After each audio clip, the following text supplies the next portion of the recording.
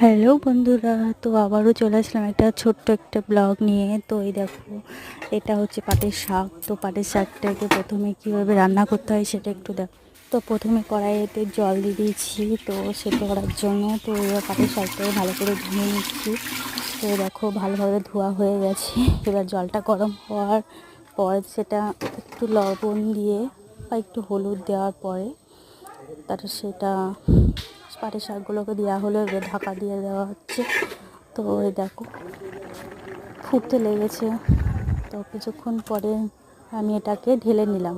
তো এবার কড়াইয়ে তেল দিয়ে সেটাকে এবার রান্না করে নেব। তো একটুখানি তেল দেওয়া হলো।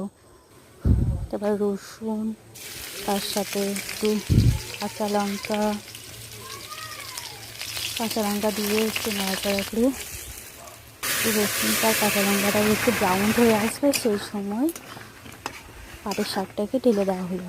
তো এই দেখো একটু নাড়াচাড়া করে স্বাদ মতো লবণ দিয়ে এটাকে এবার নামিয়ে ফেলবো। এটা একটু নাড়াচাড়া করে এবার নামিয়ে ফেললাম। তো আমার পাটের শাক রান্না হয়ে গেছে। তো তোমরা কেমন করে রান্না করো সেটা অবশ্যই কমেন্ট করে জানিও। তো এটা হচ্ছে আর একটা রেসিপি। তো এটা বেশিটা করতে পারিনি, তো একটুখানি ভেন্ডিটা আর আলুটাকে একটু কষে নিচ্ছিলাম, সেটা আমি একটু ভিডিও বানিয়ে নিলাম। তো দেখো কেমন লাগছে তো অবশ্যই কমেন্ট করে জানাও, আর ভালো লাগলে অবশ্যই শেয়ার করে দিও। তো এখানেই এই পর্যন্ত। তো টাটা, বাই।